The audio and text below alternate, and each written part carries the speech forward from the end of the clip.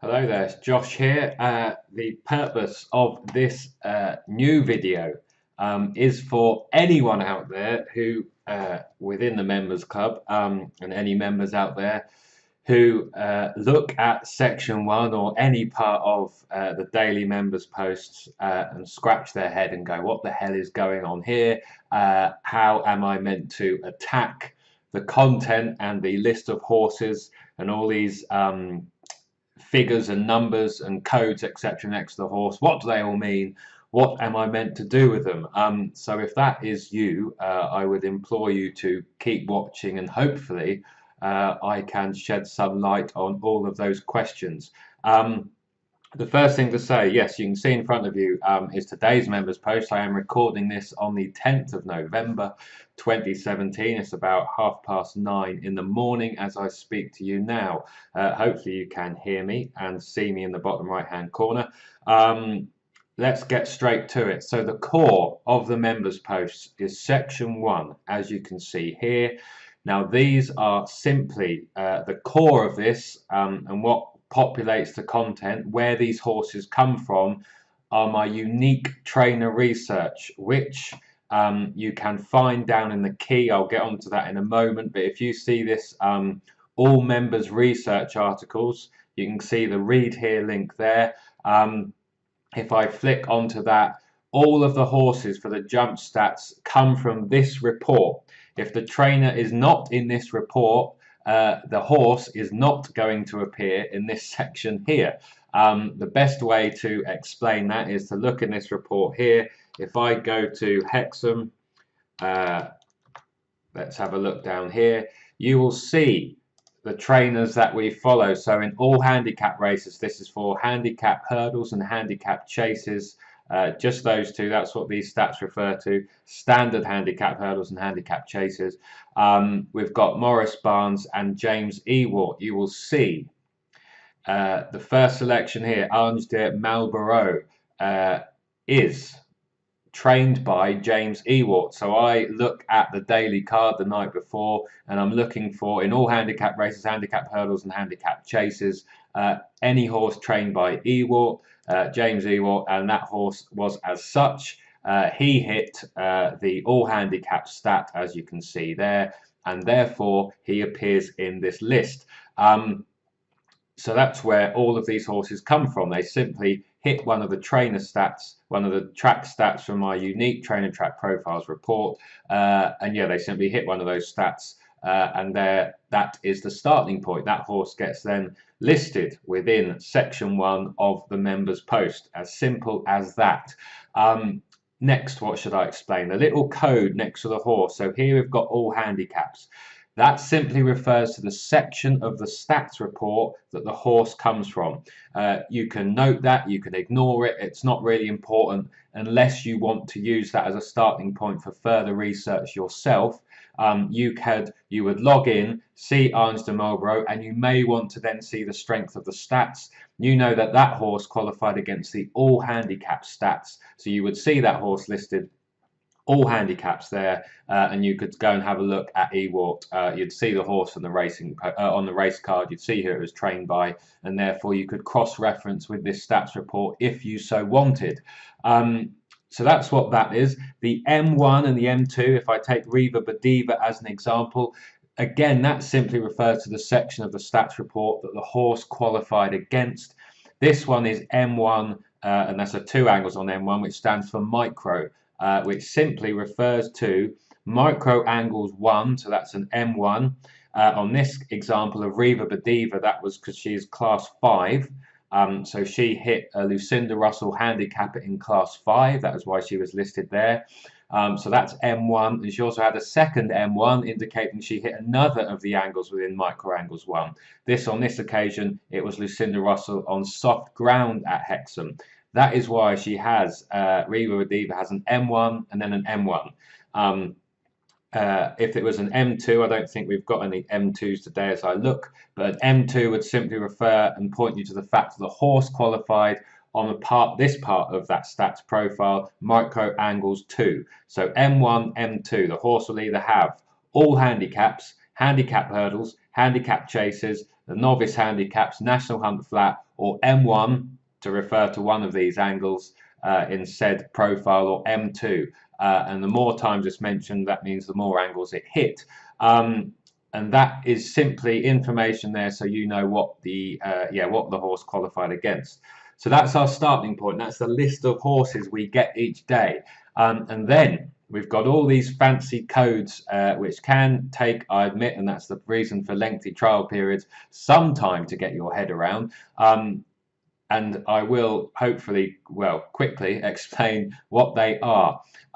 As I've stressed before, hopefully, the key is your friend. The key, this bit here, please refer to it, please read through it, please familiarize yourself with the content. The red codes simply refer to rating sets and ratings pointers. Now, I use horse race base, GG speed, and inform ratings. The point here is to make my trainer stats selections, which these horses are. They are simply based on trainer behavior, nothing to do with the actual ability of the horse.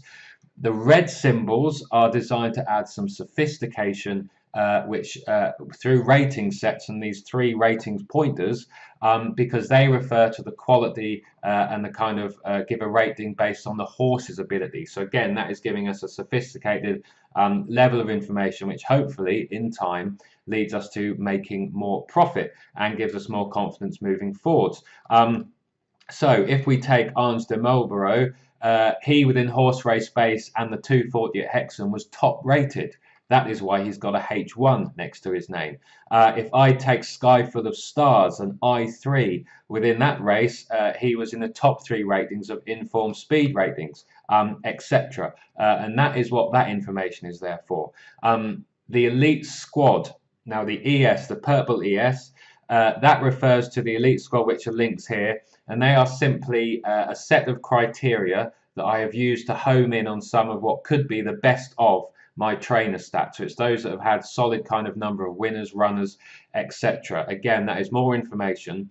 And all of these little codes, the purple ES and the red symbols, and then the price. Now the price I add is the morning price, so I take a look about 8 AM, add a generally available price next to the horse, and it's that information, these symbols, the purple ES and the red symbols here, which form, and along with the price, which form the basis of the advised jumps strategies. Okay, so that information there is to lead you to the strategies and a decision on what you want to back and how. So it's best now if I jump to those advised strategies. I hope you're still with me. In my mind, that's fairly straightforward, but I suppose I live and breathe it. It might take some time to get used to, but hopefully that is clear enough. So all of those symbols are based on all the information there is detailed within the key, and depending on what is next to the horse, that will determine which strategy they qualify against. Now, the idea of the jump strategies, which if you haven't kind of read these and had a flick through, please do. The idea of these is to provide you with a systematic basis on which you can bet. So if you like following systems, you can pick a few of the strategies or all of the strategies if you so wanted, and back them accordingly with confidence over time that your betting bank will grow steadily. And yeah, that's that really. I'm not don't want to go into too much detail about the strategies because I've done that in kind of previously. But that information is there for you to read through. Important, yes, those, like I said, everything refers to these symbols, and the price determines whether a horse qualifies against a certain strategy. Now, you've got strategy 1, which is the GGs 10 to 1 or bigger, as explained. Strategy 2, which is based on the price. Then you've got the Elite Squad, and then you've got the kind of treble rated and the Inform Speed ratings, which is exactly the same as strategy number 1, but based on the I1 and the I3, as explained. Like I said, you can read through that, but you don't even need to familiarize yourself with that if you don't want, because I have started to add within kind of 2 weeks ago, maybe a month, these black symbols here, S and a number, S3, S3, S4, S3A. As you can see in the key, they simply refer to the strategy refer to the advised strategy and the number. So hopefully that is straightforward enough. So an S3, which means this horse hits strategy 3. Which is the elite squad. It's got a purple ES next to its name. That's why strategy 3. Mrs. Grass hits S4, as you can see, which is the treble rated number 4. So hopefully, with any luck, that is straightforward enough. Now, I add these on the morning once I've added the price, because that obviously then completes whether or not I've got that. At that point, I have all the information available to determine which strategy they hit. Clearly, some of you look in the evening before and place your bets then. You have all the information. You can obviously look through at the price yourself and familiarize yourself with the advised strategies and go forward from there. I base the results on prices that are available generally in the morning, but over time, if you do back horses in the evening, it will even out. You will back winners that I maybe do not qualify based on the morning, you'll back losers, etc., but it will all work out and be fine. You do not need to kind of worry about that too much. So yes, that is all the information about section 1. You've got all that information there with the strategy ticks and whether or not horses will qualify against certain strategies if the price is 11 to 1 or bigger on Betfair SP. And again, I've used other videos to explain that before. And that's it. You then have a decision based on all of that information about how to attack that content and how you want to bet them. Like I said, I would advise flicking through the strategies, looking at the results, looking at the number of bets, the strike rates, etc., and working out what you may want to follow. You might want to follow them all, or how to approach the content. If you wanted a starting point, I personally have most confidence long term in those strategies which are based on ratings pointers. That's because those rating sets I view as a constant, and they give me confidence that their methodologies are not going to change moving forwards, and because they obviously add some sophistication about the quality of the horse as well as my unique trainer stats. So strategy 1 I would definitely follow. If you just wanted one strategy to follow. Strategy number 5 looks like is looking good. That's now up to kind of 9 from 90 and is looking solid, and that should keep repeating over time as well. If you wanted a very much a more focused strategy with a lot fewer bets, then the treble rated is looking very good, as you can see there. That's kind of rather focused as well. But again, that information is all there for you to look through and decide how to approach and to, in time, come up with a decision and a set of strategies or an approach to this content which suits you. And that's the most important thing. That's the point of these extended trials, is so that you can find an approach which is profitable for you. All of the strategies are profitable to date. The content finds numerous decent price winners, and as always, the whole aim is for us to back as many of those decent price winners as possible and avoid as many of the losers as possible.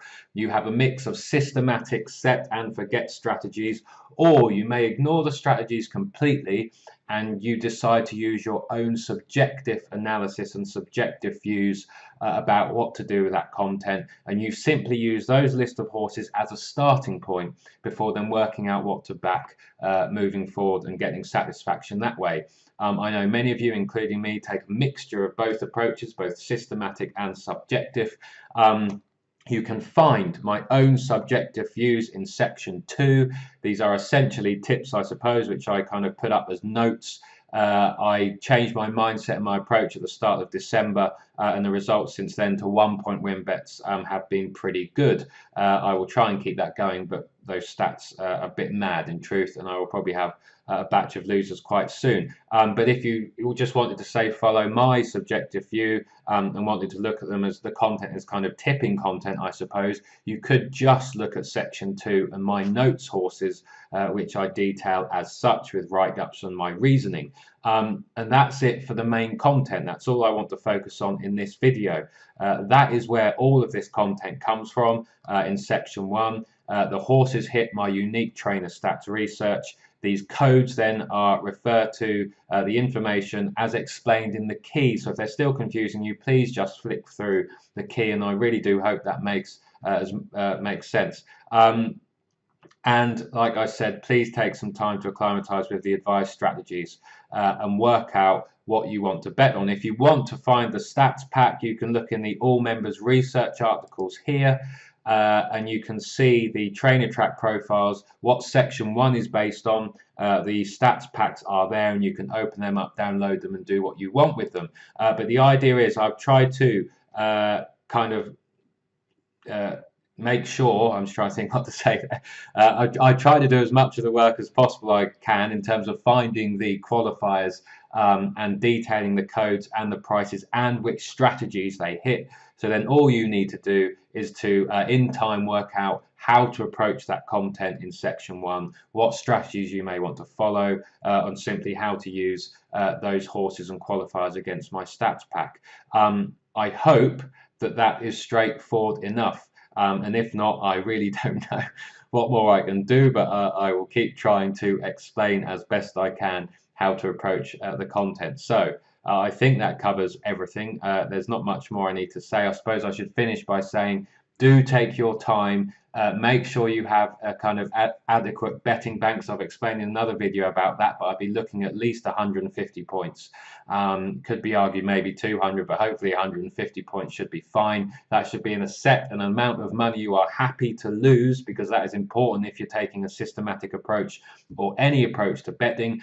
Many members, including myself, with some of these strategies, started off betting £2 and £2.50s. Start at that low level and build up over time, and the bank will grow, touch wood, over time, and that is a level what you can kind of use to get acclimatized to the content and work out the best approach for you. There is no problem in being patient, in taking your time, because good things come to those who wait. That is the point of the extended trial period, and the kind of fees if you stay beyond that. So yes, that's it for the main and the core content. Section 1 really is what the members club is based on over time in terms of the results and its success. And yeah, that's that really. I hope that's straightforward enough. Any questions, then please do email me or post a comment. But for this video, this is Josh saying thanks for watching. I hope you found that useful, and until the next time, this is me saying bye for now.